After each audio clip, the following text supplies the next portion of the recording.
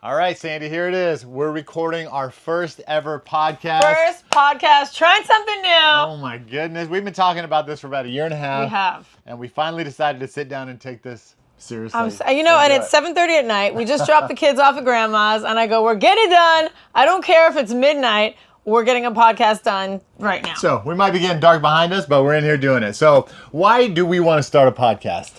So, I think a podcast, and why we love podcasts, is it's like the real people. It's not a produced reel. It's not a long form video where, it's all edited together. It's just real. It's raw. You get to know what people's personalities are really like. And that's why I enjoy it, because I'm like, man, I didn't know they were so cool or so funny or so down to earth. And so I think you really get an insight into people through a podcast. And what do you hope people take away from this podcast? That's a good question, huh?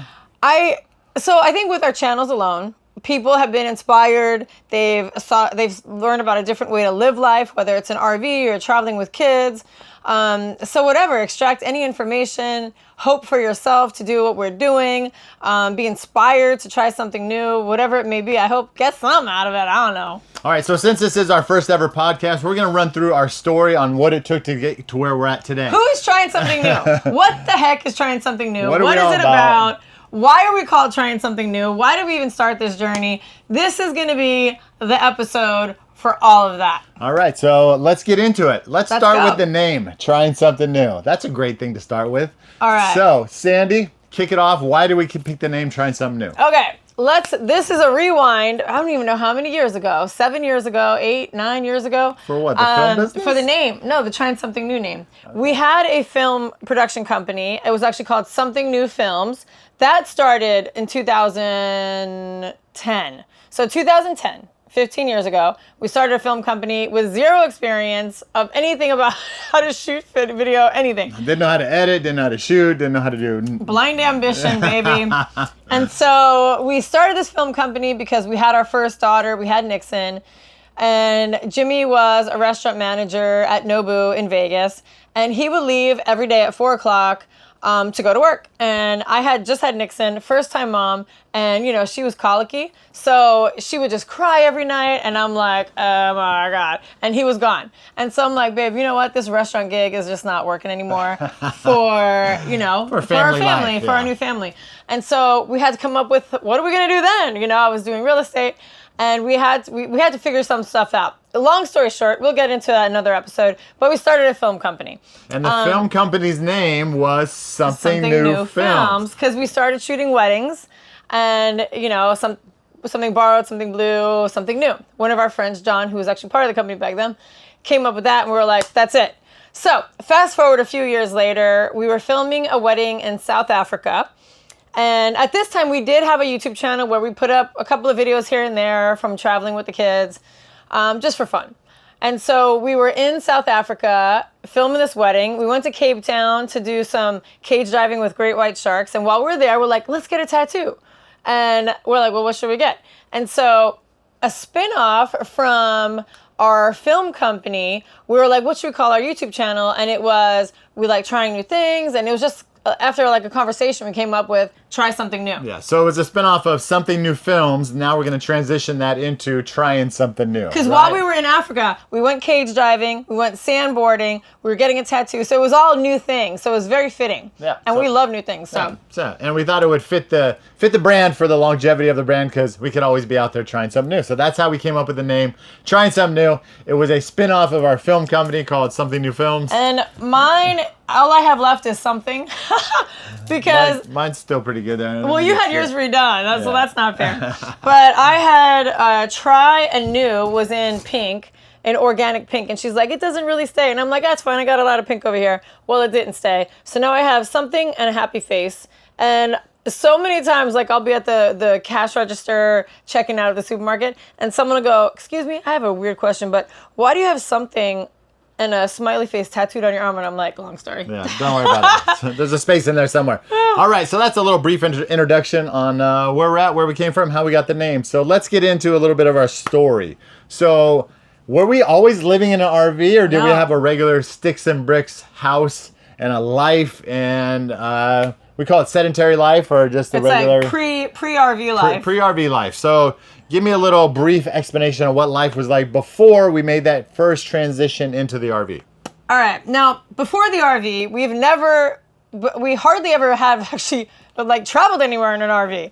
So it's not like we had any experience when I was younger. We never did any camping, tent camping, RV, nothing. So I had zero experience prior. Same for you. Yeah, I mean, we did a little bit of camping on the weekends, You but did some like camping. we weren't like camping is in our blood. You Yeah, know, so like we see a lot of people who are like, oh, I used to do this with my parents and grandparents, and they've been doing it for years. That was not our story. So to rewind, we were living in Las Vegas, in Henderson actually, in Vegas. And we just thought we had everything going on. We had a successful film business. We started having all of our kids. We were in the had best a nice neighborhood. house. Yeah, like with the best school. everything on paper looked like that. Like you guys are successful. And at the time, 2 of our girls were in elementary school, and Ryder was in like a private preschool. And it was. I always tell people, I go, it was like everybody has a mask on. Like you go to the school to drop the kids off and everybody's just doing their thing. And I was miserable. It wasn't easy to get in this parking lot for the school. Everything was difficult about it. Picking up the kids from school was challenging. Like Nixon would have a meltdown, and which I found out later, it was like she was just bottling everything up all day. And when I would pick her up, she would just like let it out. And I'm like, it was the wrath, every day when I picked her up from school.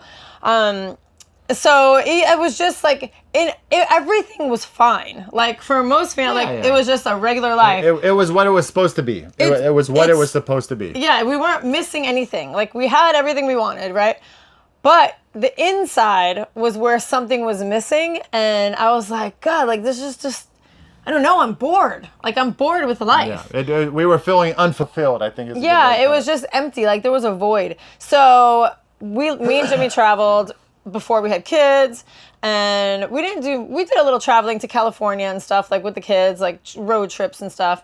But I think we realized like there's something bigger missing, and it was the element of adventure and travel and showing the kids places, experiences. That's got the ball rolling for, okay, we acknowledge there's something going on. We realize that we're bored in life. We're bored with just sedentary living. And then that's when everything started to change. So there was an experience that we decided to take. We went to Thailand one year. Christmas was coming, and we didn't want to do the typical Christmas extravaganza that we did every year and spend all the gifts under the tree, thousands of dollars in Christmas time and all that stuff. So we decided to go to Thailand and take the money that we would have spent on Christmas and spend 2 weeks in Thailand exploring Thailand, because we just love that idea of being in Southeast Asia. So we did it. One year we bought a ticket into Thailand. We got there on December 20th, I think it was. And we went all through Thailand. We ended up being on Phi Phi Island for Christmas morning. We woke up. We got a long-tail boat that pulled up at 8 in the morning on Christmas morning. And it was like $35 for the day. The kids woke up. We gave them each a snorkel mask and $20, and they had the best time ever. It was one of our core memories that still gives me goosebumps today talking about it. Yeah. And it was just such a beautiful, wonderful, lovely experience. And we say we're going to do it every year again, but we haven't done it in a while. So that was really the one spark that just lit us on fire of the international travel idea. Yeah. So right when we came back from Thailand, there was another thing called the World School Family Summit. Is that what it was? The Project World School. Project World School Family Summit in Mexico. And it was a whole bunch of people that traveled full time and lived around the world and were, nomads before that was a thing. And there was a summit happening down in Mexico, so we decided we got to go check this thing out. This is going to be amazing. It was a mixture of like OGs, people that have been, shout out to Clementine, a bunch of families that have been doing that for a while, and their kids grew up like that. Kids have never been in school, only world schooling. And then there was a bunch of newbies like us that were like eyes open, sponges, ready to learn and listen and be like, are these people crazy or do we need to do this right now? Yeah. So we came back from that and we're like, all right, our interest had been sparked enough to go, this is the key element that Sandy talked about earlier that we were probably missing. Mm-hmm. And so we're like, this is the thing we've been missing. We need adventure, travel, and experiences in our lives more than like building this massive house of stuff that we don't even go in half the rooms anyway. But the thing that really sealed the deal for us wanting to travel and go have a nomadic lifestyle was we got hired to do a job in France, where we went out and filmed a family and created a little YouTube channel trailer for their channel. And we spent 2 weeks with them out in France. And what they did was they lived 1 year at a time in a different country. And we spent some time with them, saw what they were doing, and we're like, oh my goodness, this is definitely what we need to be doing. Yeah. So we came home from that experience. Sandy got on this Facebook page, World Schooling Facebook page, and she was just lit on fire. She's like, that's it. This is what we're doing. Well, you know, I had so much FOMO because I'm scrolling, looking at what all of these families are doing, traveling around the world, living over here, living over there. And they were immersed in another culture, like the food, the languages, like everything. And I'm going, and I'm sitting in this house.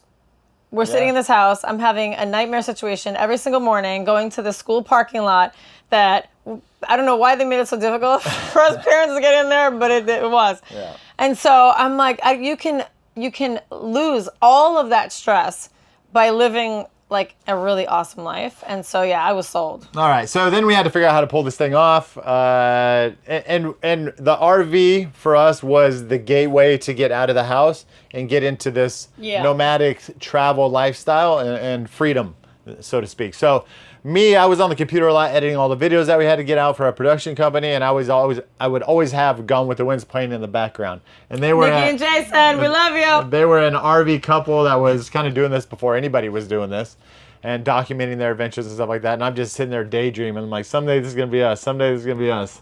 So if you're ever sitting there daydreaming, it could be you too. Yeah, I mean, it gets me a little bit emotional just talking about that, because it's like, damn, that was a dream at one point, and here we are. Sitting in our dream RV. Over 9 years later. Yeah, 9 years later, and we're doing it, you know? It's crazy. It's absolutely crazy. It's crazy. All right, so that gets us to the next phase. So the first phase, I feel like, was just getting out of the house into the RV. It was a lot of exploration into, well, I think taking the leap and pushing the boundaries and doing something that, for us, over 9 years ago, not many people were doing this. Our parents thought we were kind of crazy. Our friends were like, you're going to do what? So it was a lot of the unknown, because there wasn't a lot of people doing it. So we didn't have all of these friends to ask, or like, hey, how'd you do that? Or how'd you do that? There was like nobody. So this is 2016, guys, 2016. I remember there was another family that I don't think they were living in it fully, but they had it decked out like to live in. And I remember calling her and I go, Josie. I remember calling her and I go, hey, this is going to be a really weird question, but would you mind if I come and check out your RV and just like open the cabinets and see how you have things situated? Because I just can't picture it. Yeah. Like I couldn't picture it. How you put your whole life into this small space. And so she was like, yeah, of course. So we went over there. I remember I was like, I had butterflies. It's so funny. And I felt weird, but I'm like, I just have to look around and see how you like did things here. And then I realized, like I had all of these like hang-ups for whatever reason. I don't even know really what for. But once I saw with my own eyes, I go, this is so easy. There's like, nothing to this. Nothing I don't even care about most of the crap in the house. Yeah. Like, why would I care to downsize and then just have the stuff that you need in here? It's actually way easier to clean, way easier to manage, and life just became more simplified. And since we do have a YouTube channel, guys, all this stuff is documented on our YouTube channel. We will put a couple of links in the description down below to reference some of these videos. The good, the bad, and the ugly. Right. Because there was some ugly. Yeah, we documented the whole process of moving out of the house, what that looked like, moving into the RV for the first time. The RV was packed up, with 4 feet of stuff all the way through it, so we had no room to even walk. We were walking on all our stuff. The night that we loaded in, and we were like, that's it. We are leaving the house. We're pulling away.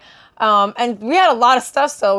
We thought we downsized to like very bare minimum, but when we put it into the RV, the floor was covered that we literally were walking on stuff, because we hadn't found a place for it yet. Yeah. It was pretty funny. Let's talk about the transition out of the house into the RV.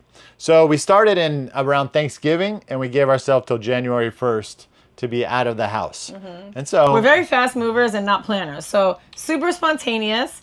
Most people probably would not do it the way that we did it, but we were like, screw it. Yeah, we got to set a date. Screw it, let's go. I had a mentor back in the day, Marshall Silver, and he's like, anything you want to accomplish, you got to set a date. You got to set a date. You know what? Screw it, just do it. Screw it, just do it. I love that. Screw it, just do it.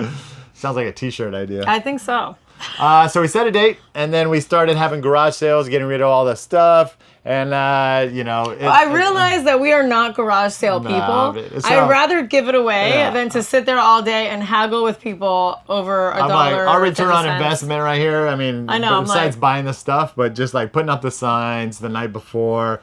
I don't know. It's a lot of work. Sitting there all day just to get haggled for garage sale people. Hats off to you because from $5 to $4 for like your prized possessions. Built for that. So we had a couple garage sales. It wasn't our thing. We got rid of, you know, pretty much, I would say 70% of our stuff at the garage sales. But then we still have all this stuff sitting around the house. We had a garage full of stuff that we weren't going to bring with us. And so, like, we're getting down to the wire the last 2 weeks, and we just start making runs to Goodwill. Anybody want this stuff? All the people that came to the garage sale, just come back and get it because we don't even want this stuff anymore. I know. Then you're like, why do we even do the garage sale? Just say it's free. Yeah, just take it so I don't have to do anything with it now. Yeah. So we finally got out of the house, got into the RV. And we do a lot of meditation, visualization, and they always say, go back to one of the defining moments in your life, one of your happiest moments in your life.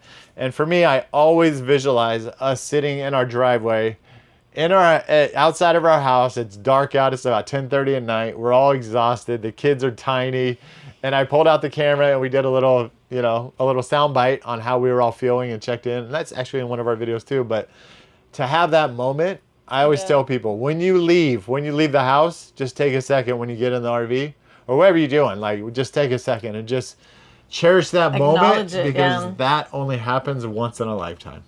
Or until you, yeah. That moment of like from the house to the RV. I think that was the biggest thing for me was I had no idea how much freedom we would gain by getting rid of all the stuff. And the house and not being locked into sedentary living anymore. I had no idea. It's like you don't know until you do it. Yeah. And I was like, oh, because Jimmy's the one that brought up the whole RV life idea. Let's go. And I loved it, but I was like, oh, the what ifs. I had so many what ifs floating around my head that I wasn't fully sold on it. So then once we did it, and I'm like, oh, like it was like the chains were broke. Like I broke out of all the chains that were holding us down. And I went, damn, why didn't you mention this sooner? So we're going to get into like what our first like year was like here in just a second. But I just want to rewind just for a moment and tell you about a scenario or a situation that really propelled us in the right direction. And that was, I followed another family called Bumfuzzle. Mm-hmm. And they were like some serious nomads. They've been doing it for like 10 years.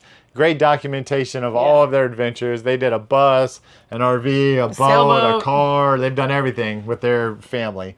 And I was following them, and I saw they were coming back through Las Vegas on their way up west or up north or something like that. And I just reached out, and I said, hey, man, I really love following you guys following along your journey.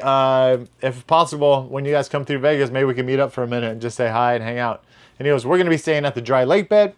Why don't you guys meet us out there and we'll just spend a night together and have some discussions. And so we did that. We went out to the dry lake bed. We met up with Patrick and his family, and we're sitting there around a campfire and we're just drilling them with like 100 questions. They're just laughing. It was mainly me. I had a lot of questions. Yeah, they're just laughing. They're like, dude. And so Sandy, why don't you say like that one thing that really stood out to us? Well, the one thing that was the light switch for me, because you were already there, I was like, so what about this and what about that? And he wasn't laughing at my questions, but he probably saw like this girl is doesn't understand like how amazing this is. So the day that we were leaving, I said, hey, we just want to thank you. What, was it at the campfire that he said it? Oh, okay, the campfire. He goes, listen, your old life is going to be there. If you try it and you realize it's not for you, it didn't work out, you can always go back to your old life. And when he said that, I go, oh, I don't want my old life. I don't like that. And so I swear, I don't know why, the way he put it was so eloquent. Yeah. It was so simple that my brain that was over analyzing everything just like calmed down. Yeah. And I go, that makes total sense. So I'm actually going to reach out to Patrick and let him know that line changed the trajectory of our lives. Changed me 100%. That's pretty cool. That's a great story. I love that story. We actually have a video on that too, but I love the story of meeting up with Bumfuzzle and how they just like, I swear, I want you guys, if you're not doing this and you're interested in doing this life or anything that you're interested in doing, making a change, changing a job, whatever, changing your mate, your spouse, whatever. Always think like your old life is always there. And so you always have something to fall back on. But hey, try it, whatever it may be. And it may actually turn out to be something amazing, like it has for us. Try something new. You never know what can happen. So, and everything always comes back to trying something new. Yeah. All right. So let's go to the next topic here, and we're going to talk about like what was our first. I would say year, but what was the first phase of our adventure look like? So we're sitting in the driveway. We pull away. We have no idea what it's going to look like. We knew where we were going to go. We just went to a local RV spot in Las Vegas. Yep. Oasis RV Park. Oasis RV Park, and it was just like, just get there. And then we got there and we just go, oh, we took a deep breath, sigh of relief, and we were there. But what we did, why don't we talk about like, what did we do the first year to be able to travel around, working, going out and doing jobs in different locations around the country, and using that as like travel? So first off, this one little side note is, one thing that we noticed in RV life, like we pulled into that RV park, it was late at night, 11 o'clock at night. We got into our spot, and at this point, we hadn't done much RVing at all. We borrowed your mom's RV a couple of times, or one time, and we rented one time, just to know like this is what it's like to be in that small space.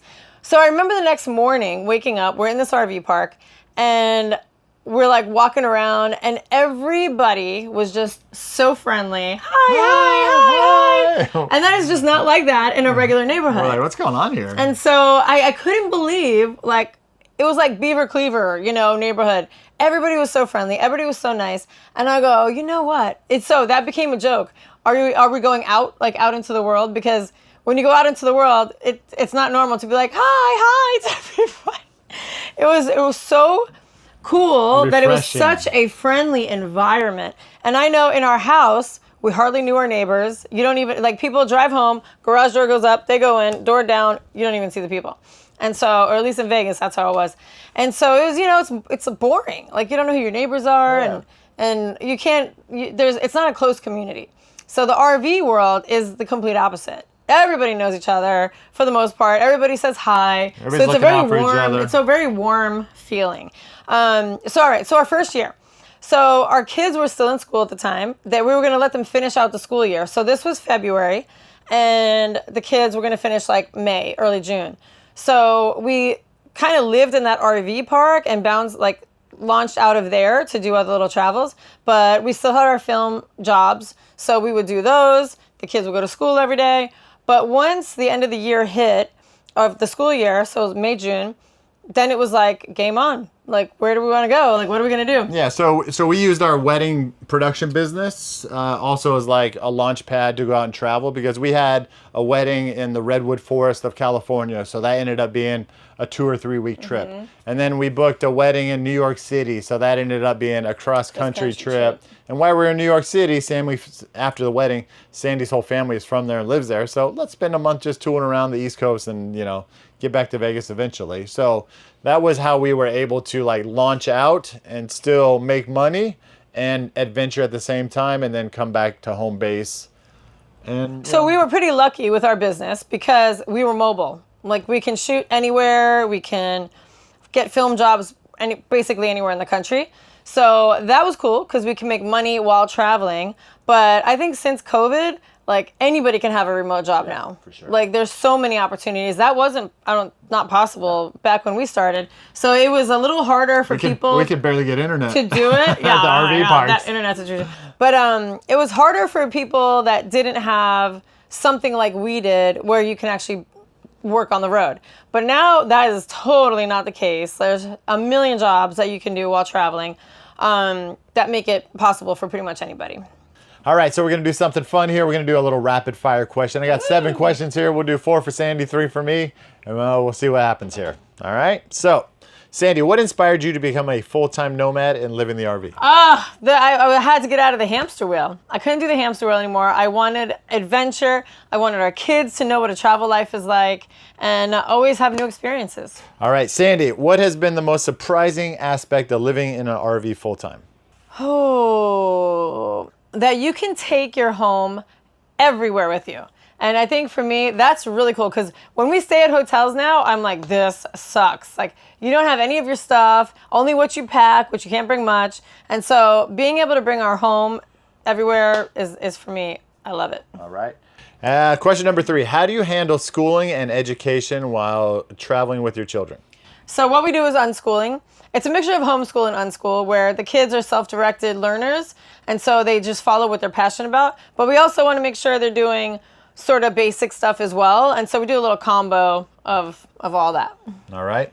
Last question for Sandy. What are your top tips for budgeting finances while on the road?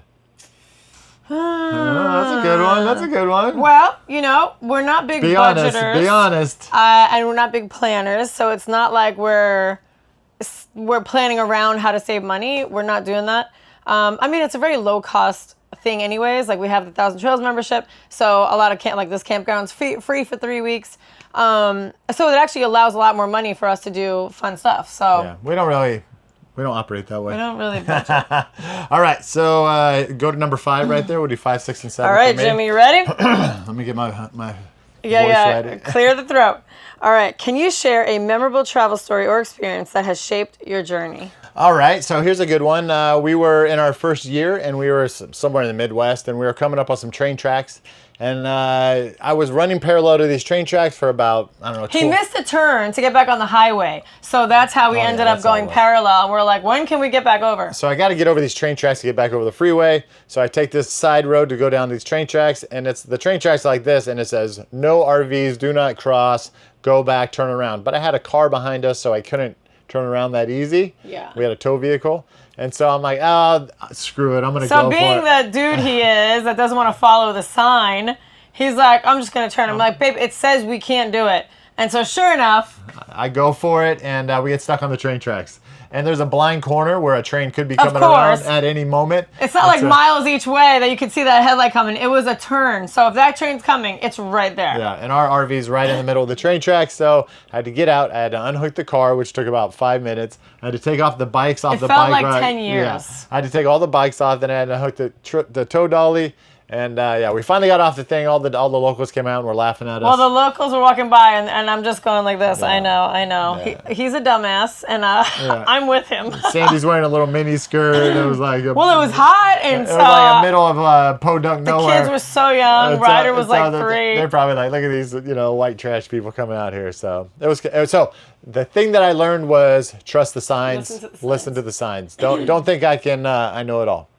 All right, long good answer, job. but fun story. All right, number 6. How do you find and choose your travel destinations?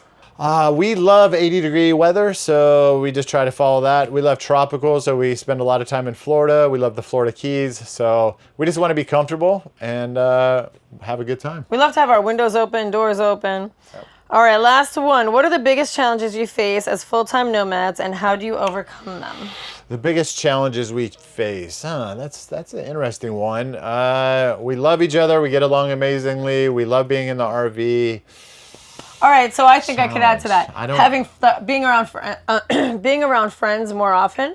We've built a community in this RV life, but during the summer, everybody goes to different areas. Most everybody comes back to Florida for the winter, and so our kids get to hang out with a lot of friends. They're always around other kids, but in the summer, it's a little more challenging. So I would say during the summer, it might be like the kids are like, I'm bored, and so we have to do a lot more stuff with them to make up for not many kids around. That's a good one. So Sandy, if anybody's on the fence thinking about this lifestyle or I don't know, just a lot of people are already in this lifestyle that we know, but a lot of people aren't in this lifestyle. What would be some words of advice that you might give people about this lifestyle? It's funny because I get DMs all the time, comments on our videos or actual emails where people go, you guys have inspired us. We're about to embark. We left our jobs and it's like in 2 weeks we are hitting the road. And that always warms my heart because I know that feeling all so well, like it was yesterday, how exciting that is, but also nerve-wracking, and there's so many unknowns, right? But I love to let people know, hey, you try it for a couple of months, try it for a year. You'll know quickly if this is for you or not for you.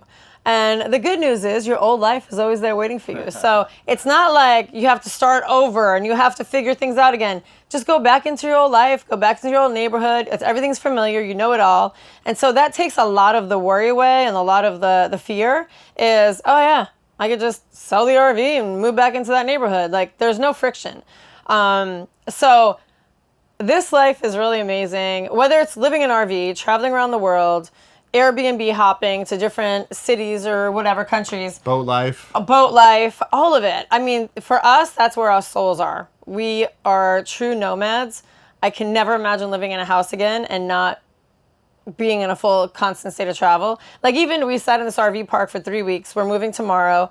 3 weeks is sort of the max, That's right? good, man. Like, everybody's like, I can't wait to get to a new place. There's new people, there's new excitement, there's new amenities, there's new locations. Well, you're in a new area. New area. And so there's new opportunities. It's exciting again. Yeah. So, yeah. It's really fun. Well, we love to be on the move, for sure. If you're on the fence and you're not sure, I rent an RV and try it out and see if you like the whole moving, the whole house moving thing. And a big question that we always get too is, when are you guys going to stop traveling? So that'd be another question in our lightning round here. Sandy, when are you going to stop traveling? Never. Never? Never. Never, ever? A lot of people that were full-time RVers went back into a house, and I look at it and I go, I don't care how big the house is, how bougie the house is, how many whatever, not for me. Like, I would rather be traveling around the world. I would even go on a cruise ship that travels for like a year around the world. I would do anything that's traveling because it feeds me. Like, I think it feeds me. The new people, the new experiences, it's so exciting, and it's everything. It's actually everything. Yeah. I absolutely love it. Feeds the soul, for sure. And there's just with anything, every experience is not going to be amazing, and I know that all too well, and I'm okay with that. Like, I think I like the ups and downs, because when you have the downs, you really appreciate the ups. And for our kids, the same thing. Like, we're going to start traveling international again. And they're in such a different stage of life than when we did earlier, because they were so much younger. Things have changed so much for them, where, they're 11, 13, and 15, like young adults now. They were babies back then, like super young. Yeah. Ryder was 3 when we started traveling around the world. And so he could hardly even speak. Like, people couldn't even understand him. And so now he's like this little young man, and they love it. They love embracing new environments.